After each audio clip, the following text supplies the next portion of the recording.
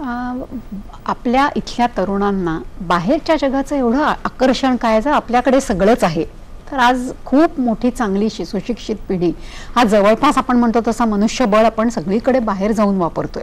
हे वाईट आहे असं माझं म्हणणं नाहीये, पण हे आकर्षण असणं म्हणजे काहीतरी नक्की आपल्यापेक्षा चांगलं असेल तर ते जे चांगलं आहे ते आपल्या देशात ठेवणं आहे, तर ते जतन करणं हे शक्य नाहीये का? आपल्याला शक्य डेफिनेटली आहे. आपल्याला फक्त एक माइंडसेट देण्याची गरज आहे मुलांना, आणि त्यांनी तो घेण्याची पण गरज आहे की बाहेर जे आहे ते खूप चांगल्या गोष्टी आहेत, मटेरियलिस्टिक गोष्टी आहेत. आपल्याकडची जर का वेल्थ आपण बघितली आणि आपल्या जे स्ट्रेंथ्स बघितलं, आज जगभर इंडियन्स सक्सेसफुल होत आहेत. ते का होत आहेत? कारण तुमच्याकडे बऱ्याचशा अशा गोष्टी आहेत आणि ती तुमची मेंटल केपेबिलिटी आहे ज्याच्यामुळे तुम्ही सक्सेसफुल होत आहे. इंडियामध्ये तुम्हाला जितक्या अडचणी दिसतात त्या सर्व अडचणी संध्या उपलब्ध करून देत आहेत.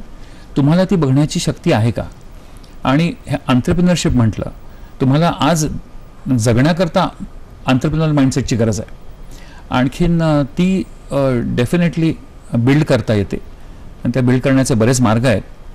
आणि इंडिया हे सुपर पॉवर म्हणजे जवळजवळ त्या मार्गावरती आहे, होणार हे निश्चित आहे. मोठे बदल घडत आहेत आणि just the time is the factor.